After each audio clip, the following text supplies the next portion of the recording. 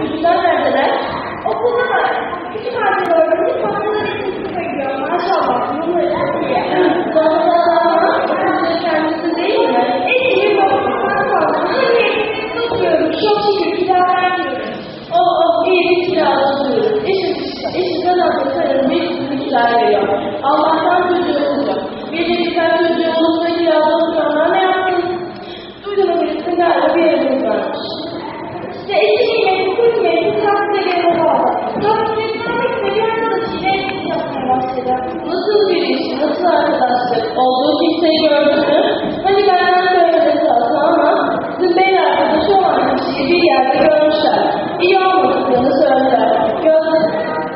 Solda aynı zamanda eski insan birinin İnsanların insanlar kocanın arkadaşı var. Bu sözleri niye istemiyor? Bu sözleri insanlar değil, insanın yolunu var. Böyle düşüneceğini bir şeyini söylemez. Hani demişler, gelin kulağa, ateş olmayan yerde şımartışma. Yine senin kulağına denk olsun.